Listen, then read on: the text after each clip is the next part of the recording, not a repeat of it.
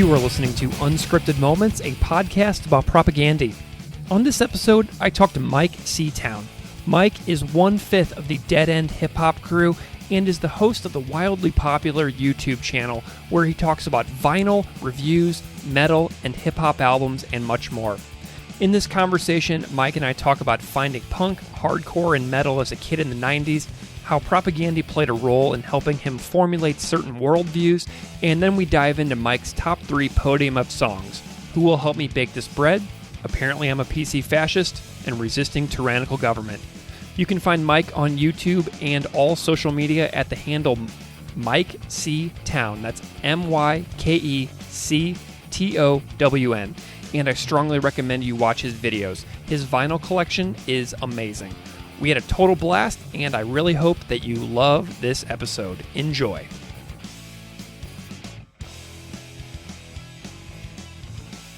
Myke C-Town, welcome to Unscripted Moments, a podcast about propaganda. Hello. Thanks for inviting me. I'm stoked to be here, man. It's going to be a really good time, Myke. I'm so glad that you're here as well. You are a guest that we have been sort of touching base with a lot, fairly regularly for the last 2.5 years, I think, at this point. And so the fact that we're finally doing this means a whole heck of a lot.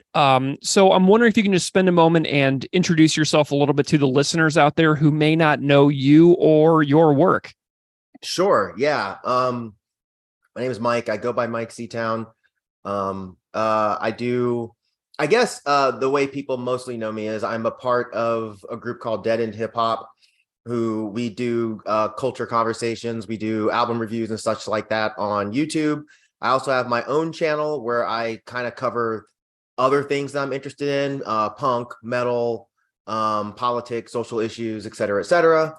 And yeah, I'm just like an old dude that came from the punk scene that just happened to get a teeny bit of popularity, and yeah, that's kind of it, I guess. Amazing. Well, Myke, you've got a YouTube channel that I love watching. I recently loved your travel episodes where you went to Norway and Spain, but You've got 65,000 followers on your YouTube channel. Tell me a little bit about what that experience has been like for you and kind of what you get out of making that show for yourself. It's cool.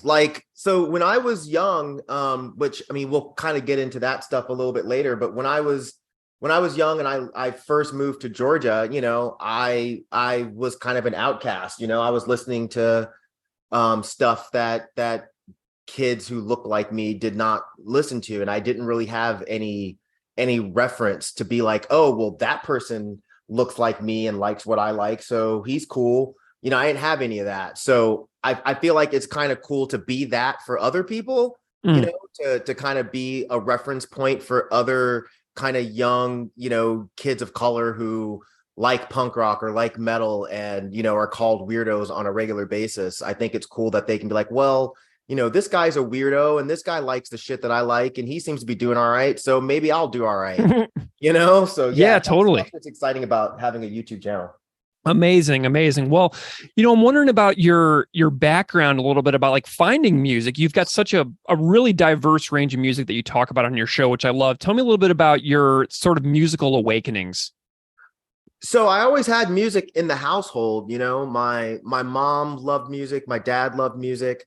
Growing up in Sacramento, California, I didn't really have a reference as far as what you're supposed to listen to. I just thought people listened to whatever the hell they liked. So yeah, when I moved to Georgia, I was listening to stuff like Whitesnake and right next to stuff like Vanilla Ice. You know what I mean? So I eventually found punk through skateboarding. I had a really good buddy who we kind of found punk and hardcore together, and he kind of just gave me this cassette and was like, this is what punk is. And it was the Dead Kennedys. Oh God, what's the one with Religious Vomit, Nazi Punks Fuck Off? The little EP. I can't think of the name of it now. Oh my God, I can't remember either. It's been a long time since I've listened to it. It's part of being old, man. Dang. Happens. But yeah. Through that, then we started going to punk shows and hardcore shows, and that's really what expanded my musical palette. I started getting into metal and through that I found goth, and it was all through punk rock that I expanded my musical palette. Yeah, nice. Was it Plastic Surgery Disasters? Yes. Okay, sweet. No. That's the album. Oh, This okay. was an EP. I think it was called In God We Trust. In God We Trust Incorporated. Yep. Yes, What they did that's is they it. combined that Yep. onto Plastic Surgery Disasters later on. Love that. Okay. Yep. Oh, I couldn't let that go. I couldn't let that Dead Kennedys thing go unresolved on the show. Yeah. I had to figure it out. Yeah. So I love that you do on your YouTube channel these like sort of backgrounds of finding particular genres that you do, like your own personal history deep dives. Like you've got these like 15-minute videos where you talk about your origin story with regards to certain genres of music. And I loved that one because you do mention Propaganda in one of those videos. So tell me a little bit about your origin story for this particular band that I go into on this show. Oh, this is interesting. So, well, first off, I've been calling them Propaganda and forever, but That's then I fine. hear you call them Propaganda, and then I forget Buddy's name that does 100 Words podcast. Oh Which I yeah, love. Ray. Yeah, Ray. He calls him Propaganda. So I was like, shit, have I been calling him the wrong name in 30 years? But anyways, yeah, so NoFX was one of the very first punk bands I ever heard. And I loved them. And then, I later learned that Fat Mike had a label called Fat Records, and I started just listening to any band that was on there. So, no use for a name. I loved them Face to Face.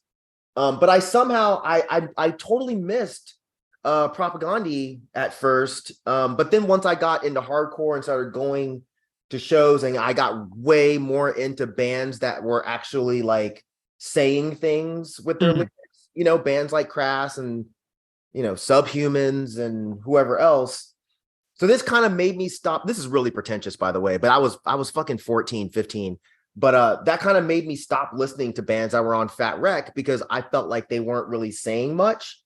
But someone later handed me a cassette of How to Clean Everything, a dub. And he was like, oh, they kind of sound like NoFX. You might like it. So I went home, I threw it on, and I fell in love. I was like, holy shit, this is exactly what I wanted.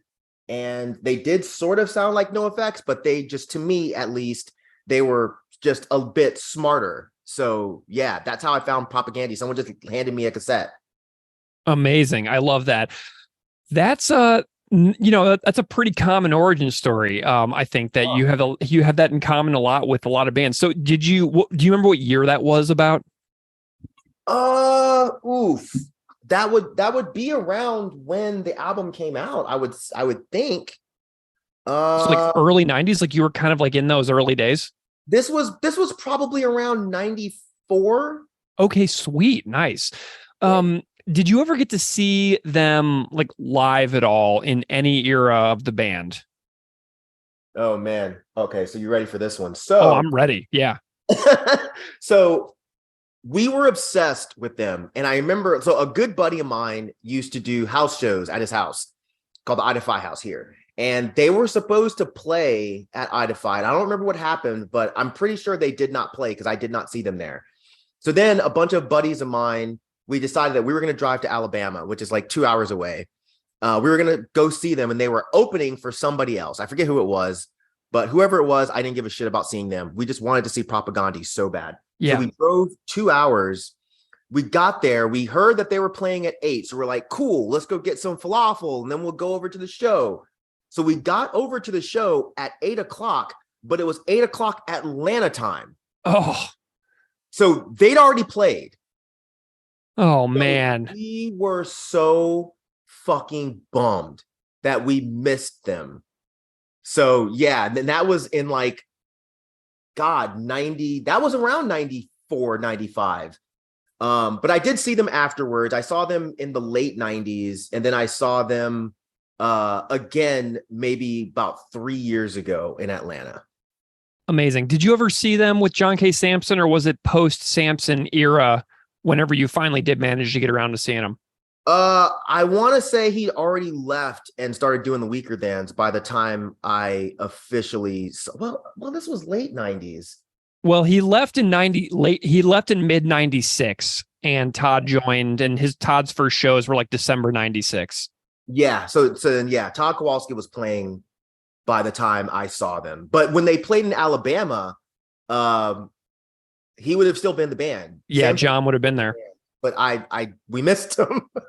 Yeah, that changeover of time. I think that there's like a really, like, you can be living in Western Florida, like in that Panhandle area, like by Pensacola and stuff, and then I think you go like 20 minutes away and you're in a different time zone. Like, it's a really abrupt change where people go back and forth across the time zone to like work every day. It's a really funny little spot to be. Yeah. We were dumb kids who didn't know how time zones worked. So amazing. Oh my God. Okay. Well, so what did you think about the more recent show a couple of years ago? So this is the other interesting thing about me with Propagandhi. So I loved the first couple of albums, first three albums, and then when they went a bit more thrashy, a bit more hardcore, I didn't really like it. So I kind of I just didn't listen to them for the longest time. I was just like, I don't care about this stuff. I like the kind of bratty, snotty punk stuff they were doing before. And it was maybe about 10 years ago that a buddy of mine was talking about Propagandhi, and I'm like, I don't, they turned into like a thrashy hardcore band. I don't care anymore. And he was like, yeah, but you like thrashy hardcore. So what the fuck's wrong with you? and that's all it took, dude. Someone talking logically to me. I was like, yeah, you're right. Let me go back and revisit these albums. And then I just felt like a big, huge dipshit. Yeah. I hadn't been listening to them for however many years because of some stupid, childish, I want them to not change bullshit. But when I saw them a few years ago, they were amazing. Yeah. They played a few old songs. They played mostly, the newer stuff, but they were incredible. And it was during Victory Lap. So I was in heaven, dude. They were great. Yeah, I was really surprised by your song selections for this episode because, I watch your metal YouTube reviews a lot. And I was like, he picked stuff that's like the least heavy material that he could have. I was like expecting you to pick like Night Letters or Rattan Cane and stuff like that, stuff that is like totally rips and is more metal oriented, but you didn't. So I was really surprised by that. And I was actually really delighted that I was like, oh, I'm actually surprised by his selections. This is great. Yeah, I picked songs from those albums because those were really the ones that I listened to the most. Like, those were the ones that I kind of grew up on.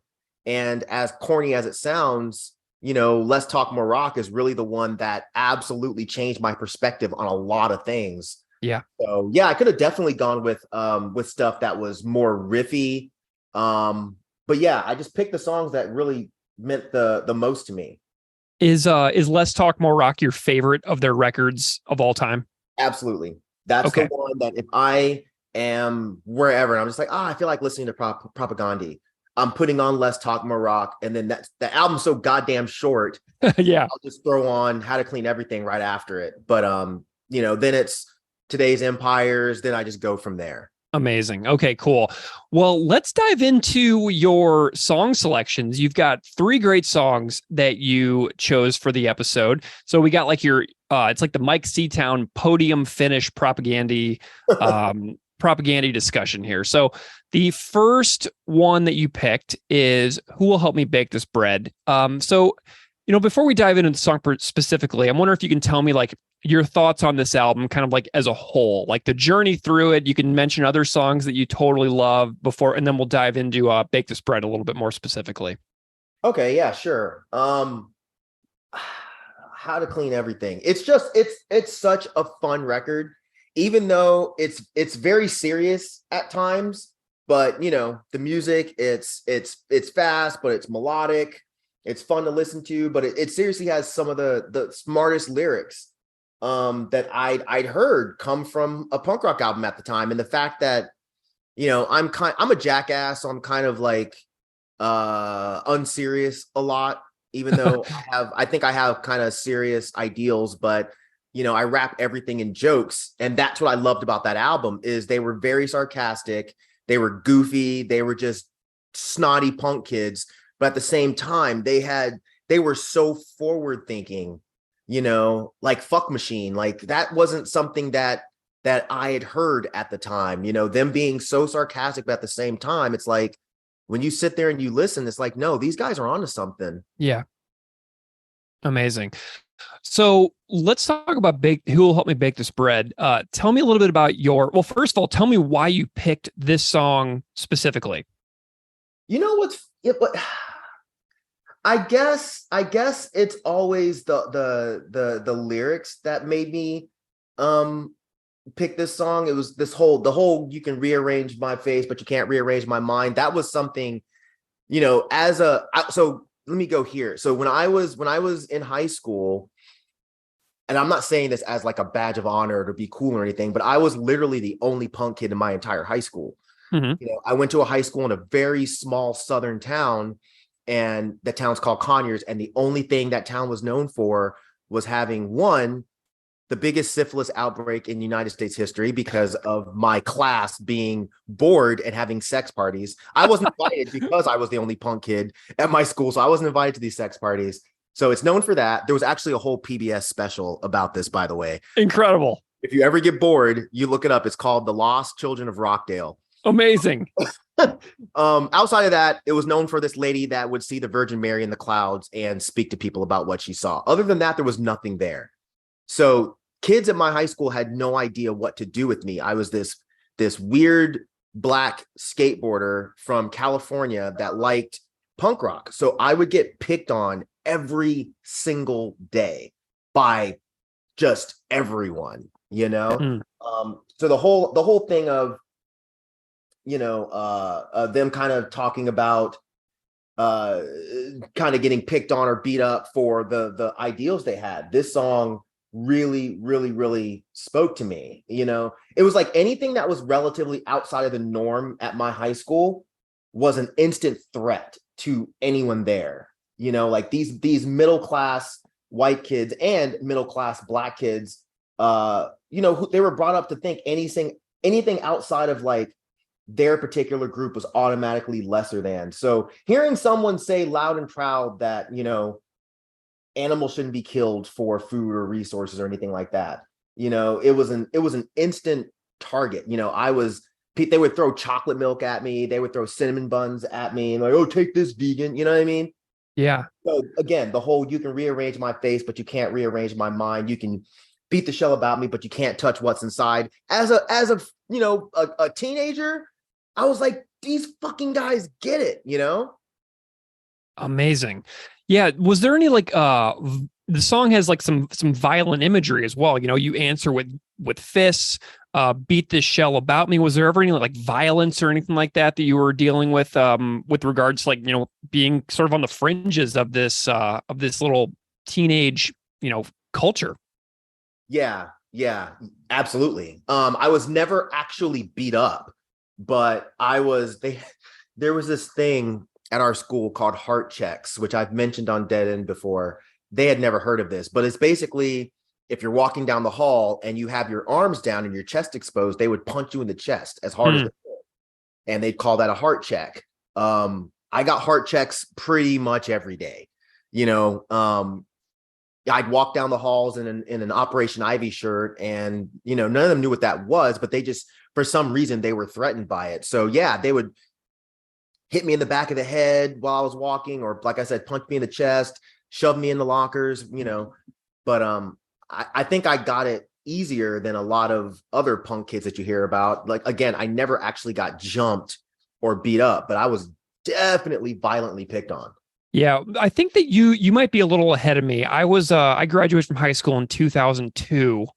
So you might have been a little bit ahead of me in that. And I'd like to think that things get a little better as the years go on as far as like treatment of kids in school, but how I don't really know anymore, I guess I'm going to go ahead and age myself. I'm actually quite a bit ahead of you. Interesting. So I graduated in 96. Oh, okay, cool. Wow. So the interesting thing about when I graduated is, I lived through the whole MTV discovering what punk rock is. Sure. It was literally from 1 year. I was the kid at school in NoFX and, crash shirts and getting picked on by jocks to literally, dude, the next year coming to school in the same clothes, and fucking jocks have mohawks. Yeah. Jocks are like, oh, I like Rancid, and that's their old band. Cool. And I'm like, dude, what? Yeah. You were literally trying to jump me fucking 9 months ago. But now you want to be my friend because, you know, you discovered that Carson Daly likes Pennywise or likes The Offspring. Fuck off. Man, I love that you were like a senior in high school when Let's Talk came out, because I was a senior in high school the year that Today's Empires came out. So we're like one propaganda cycle apart as far as being seniors in high school. That is so funny to me. Yeah, man. It was a very interesting time to be a teenager, an isolated teenager into punk rock. Yeah, I definitely had it a lot easier than you because, you know, by the time I was in middle school, like punk had already quote unquote broken, as the saying goes. So there was definitely a difference of me walking around in a Pennywise and a Blink-182 Dude Ranch shirt in 8th grade in 1998 than you had just a few years before me. Okay, so let's chat about Let's Talk More Rock a little bit. So the thing that really stands out to me about Let's Talk More Rock is the cover of the record. And I remember being in the record store, looking at the cover of the record, looking at the words going around the perimeter of the album cover itself, having no idea what really any of that meant because I was a child. Yep. But this record is a big deal. And it's arguably the most important record that Propaganda has ever made. We've talked about it on the show several times, how this might not be like my personal favorite, but I think that it's arguably the most important record.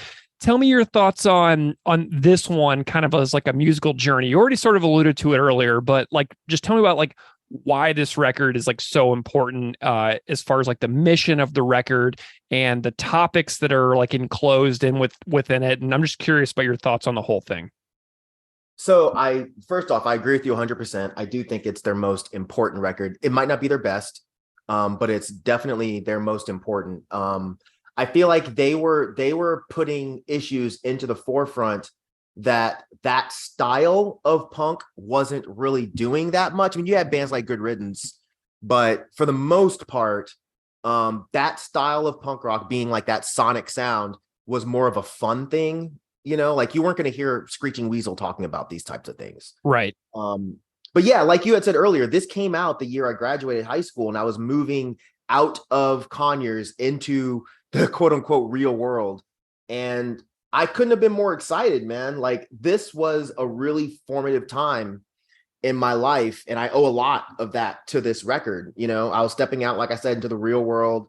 I had all these ideas swimming around in my head that I just couldn't really make a lot of sense of. So when I got this album, and like you said, when you saw the cover, it says, I should have brought it out here. I think it says like anti-fascist, gay friendly or something like that. Gay positive. Gay positive. Thank you. Oh yeah, it says gay positive, animal friendly. Yeah. Yep. I had that shirt. Nice. I had that shirt. And even like back in 96, Atlanta, that shit was not allowed. Like you see a motherfucker walking around with a shirt that says gay positive. Right. Oh, nah. What's wrong with you? You know? But I was proud, man. I was proud that there was a band that had all of these ideals and that they were just, you know, super loud about it. I was already heavy in the hardcore scene. So picking up any hardcore album, you're going to find a booklet full of lyrics and essays and all types of shit. So it was really cool to see a punk band on Fat Records that was doing the same thing. Yeah. Amazing. Well, your first choice on this record is, you've got two that we're going to chat about. The first one is Apparently I'm a PC Fascist, track number 1. Yep.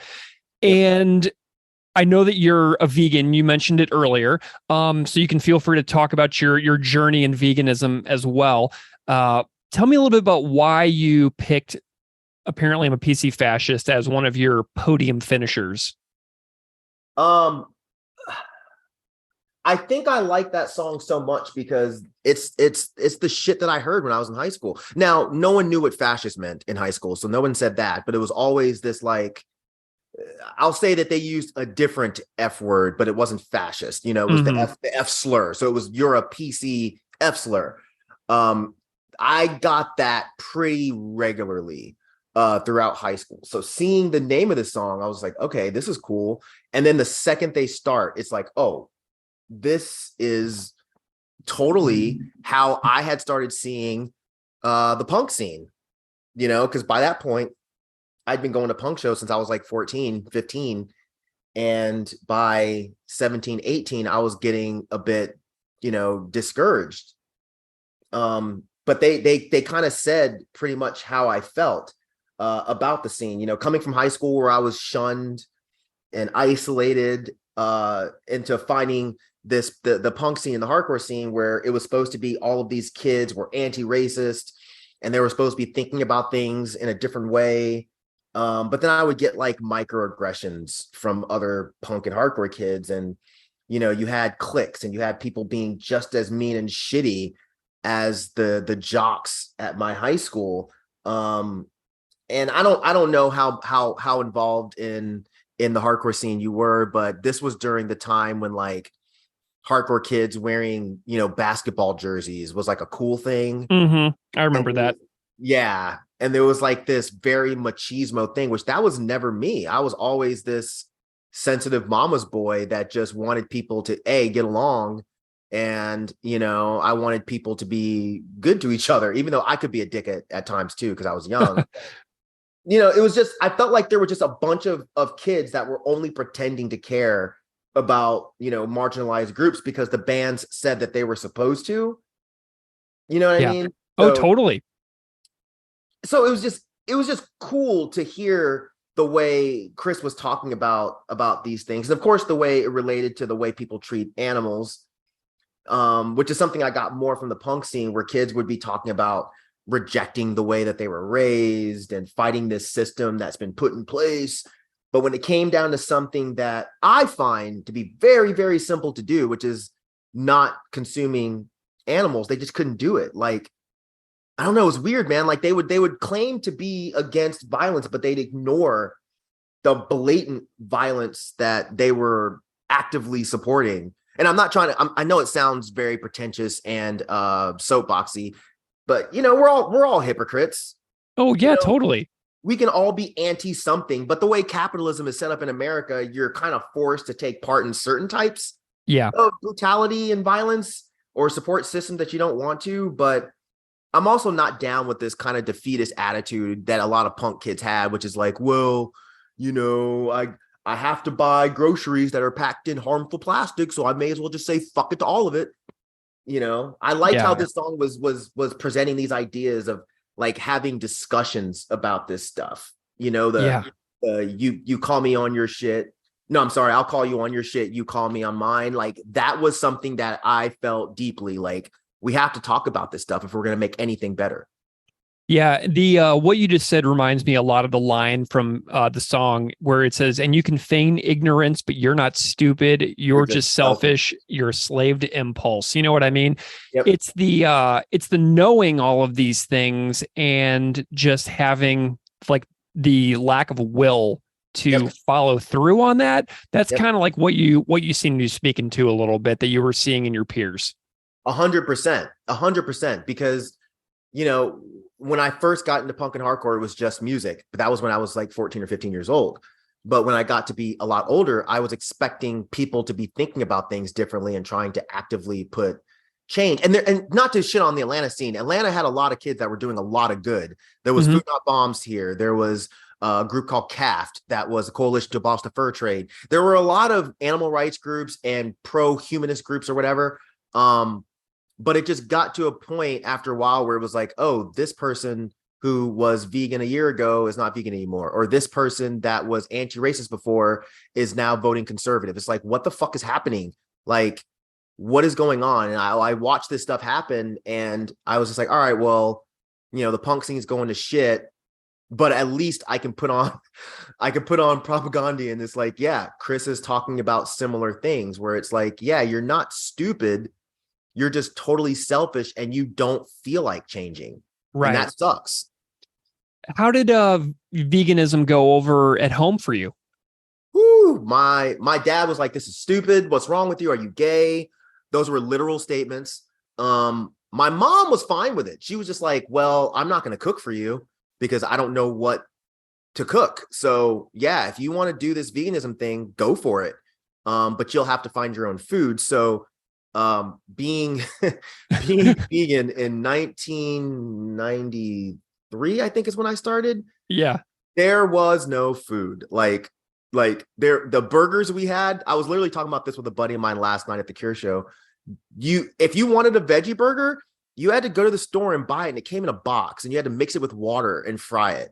Yeah. And there was no such thing as vegan cheese. You had to make cheese on your own at your house from scratch. So I understand why my mom was like, fuck this. I'm not cooking this shit. You got to do this yourself. But Yeah. we did it, you know? Yeah, I love hearing interviews with people like Russ Rankin and Davey Havoc, who have been vegan for decades, where they talk about like being vegan in a touring punk band like in the 90s. Yep. And those stories are always so funny. Yep. I went through that. I was in the band for a while, and I was the only vegan in the band, and I would literally bring boxes of canned vegetables on tour, and I just eat them raw out of the box because there was no Burger King Impossible Whopper. Yeah. There was no go to KFC and get, chicken nuggets. And even if there was back then, I wouldn't have done it anyway, because I was just like, I'm not supporting these places. But yeah, being vegan in those days was hard, really, really hard. So seeing a band like Propaganda being like, yeah, we know it's hard, but it's what's right. It was awesome. Amazing. Well, let's chat about your number one. I kind of did your songs in the order that you said, kind of like were your 1, 2, 3 as your tops. So it seems like your top song that you picked is Resisting Tyrannical Government. Is this your favorite Propaganda song? I don't know that I would call it my favorite song, but I would definitely call it, like we were talking earlier, I think it's probably, if I said what's the most important song to me as a person, yeah, that's it. Like, okay, sweet. That song explained in so many ways why my brain was going the way it was going. Okay, so take me through this. So we got these lyrics here, and I'm just curious about your life story in relation to what the song is saying. Obviously, to me, it might have the best closing lines of any punk song ever written. So I'm with you on this journey for Resisting Tyrannical Government. So tell me your thoughts on this one. Yes. I agree with you 100% about the closing lines. When I listen to this, literally as an old man, I still get chills when he says, yes, I recognize the irony. The system I oppose affords me the luxury of biting the hand that feeds. And that's exactly why privileged fucks like me should feel obliged to whine and kick and scream until everyone has everything they need. That line, I feel like, should be fucking graffitied everywhere. Yeah. Because that's how a lot of us should think. I hate this idea that people have, and they still have it, where they're like, well, you have a decent job, you have a car, you have money. Why are you talking about poor people? Well, because that's what the right thing to do is. Like, yeah, I do have privilege, but that doesn't mean that I shouldn't, identify all of these groups that don't. It's such a weird stance that people have. Like, I won't get too deep into it, but it's like, I'll see people that will attack certain folks on the left. They'll be like, oh, well, that person has a lot of money, so they can't be a figurehead for leftist views. And it's like, no, that's not true at all. That's not true at all. Like, just because you came from family money doesn't mean you can't look at that family money and be like, this is fucked. Yeah. That other people don't have this. This is fucked that there's people on the streets that are starving. Like, you can only talk about these things if you're poor. That's stupid. That's so stupid. But yeah, this song, really put into context the thoughts that I had when it comes to that. Like, the whole idea of your voice being louder than those who you're speaking up for, yeah, sure, that's a problem, but I don't think it's a problem with the speaker if you and they can kind of recognize why they're speaking. Like, you can identify that if your social status is higher on whatever this shitty fucked up caste system that we have that's in place, if your social status is higher than someone else and you're actually willing to listen to that person or that group who this system has placed lower on the totem pole than you, and you make an effort to understand the concerns of these groups, I think it is your place to use your privilege in a way that benefits groups that don't have a voice. Yeah. Do you know what I mean? Like being a cis straight male, I've gotten in trouble plenty of times for coming to the defense of, LGBT folks. And that's not because I want my voice to be louder. I don't. But it's because I recognize that I'm part of the oppressive class, and everyone knows that members of the oppressive class only listen to other members of the oppressive class. Yeah. Like straight, cis, heterosexual dudes, most of the time are not going to listen to a trans person when they say, hey, this hurts me. They're not going to listen to any queer people when they say, hey, this hurts me, this bothers me, and you can do something to change it. They're really only going to listen to other people that they see as on the same level playing, you know what I mean? Like on the same level in this weird system that we have. Totally.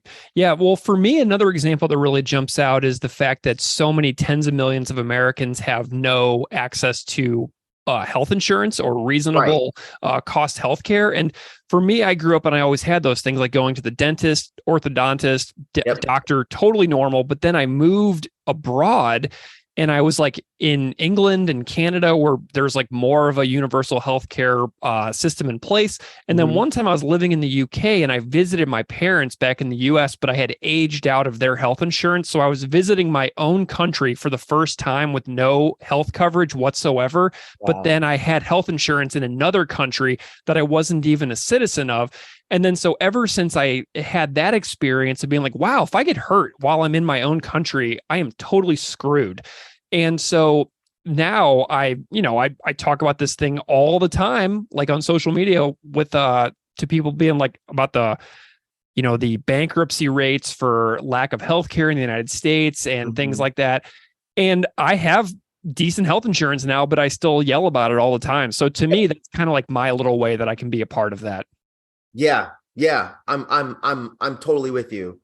I just think that if you know that your voice carries more weight than other people, unfairly, of course, but if you know that and you care about those other people, why are you not fucking, especially if you come from the punk scene, like, how do you not realize that it's your responsibility to fucking scream, cry, yell, fight, throw shit, whatever, until there's no reason to yell anymore? Like, how do you not, we're not talking about hip hop, but there's a rapper named Sage Francis that I always think about. Oh, awesome. I love that you love Sage Francis. He's great. He's a great rapper, great person, great human, but he has this line on one of his old songs. I won't say it verbatim because it might be offensive, but he basically says that I'll kill the homophobes until there's no more gay people left. And I feel like that's how all of us should think. Like, as long as these people who are just trying to live, as long as gay people, as long as queer people, as long as Black people, as long as women exist, you should be fighting anyone that is fighting them, from a human standpoint. If these people hate these groups just because they want to exist, you should be fighting them until these other groups don't exist anymore. And they're going to exist forever. So it's a roundabout way of saying, like, you need to be fighting these oppressive groups, these anti-groups for the rest of your life. That's just how it works. Oh, man. Well, now I have to go listen to Personal Journals after we get off this call. I haven't listened to Sage Francis in a bit. And now I'm like, oh, yeah, Sage Francis. Yeah, Healthy Distrust, Personal Journals. That is the rest of my afternoon. Yes, that makes me happy. Well, Myke, what a fantastic conversation. I'm curious if you could summarize what Propaganda kind of means to you as a person in the world who cares about stuff. How does this band continue to inspire you throughout your entire life? So they're definitely easily top 5 punk band for me. Those first 3 albums really did affect me in a very fundamental way. The things that they were talking about on those albums, I already had an idea of coming from the hardcore scene. But it was just the way Chris presented them. And I don't want to say it's just Chris. I know other people had hands in writing. So it's the way all of them presented this stuff. Even when you talk about an album like Today's Empires with the song Back to the Motor Leagues, I was a straight edge hardcore kid back then. And when that album came out, I'd already kind of started moving away from the straight edge hardcore scene, because it was a bunch of kids just kind of taking ourselves a bit too seriously and talking to ourselves about how we need to change certain things without putting any real action into it. And then you hear that song and they're just like, fuck off. Who cares about your shitty scene, your shitty zine, whatever. And it's like, you know what? You're fucking right. You're fucking right. It just seems like every Propaganda album that came out, it was speaking to me personally because it was things that I was already starting to think about. Yeah. So Propaganda as a whole, there was a thing floating around on Twitter a while ago that was like, it was like, who radicalized you?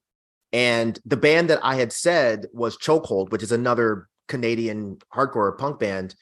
But then under it, I was like, oh shit. And also Propaganda. Like, nice. They radicalized me in the best way possible. They made me think like, hey, some of your ideas are great and I want you to keep thinking about them. Some of these other ideas you have are fucking stupid and I want you to keep thinking about them. I want you to come to, the realization that you don't have all the answers. And I don't think Propaganda presents themselves as having all the answers either. And that's what's beautiful about it. I'll call you on your shit. You please call me on mine and we can grow together and make the shit whole planet better. Like that's where my mind was when this stuff was coming out. I was like, fuck, man, like I like having discussions. I don't like debating, but I like having discussions about our thoughts. And I love that this band is playing humongous shows and they're telling kids to do the exact same thing. So yeah, this band really did. When I say change my life, I don't mean that in some weird hyperbolic dorky way. I mean it in a very sincere dorky way. Like they really did change my life.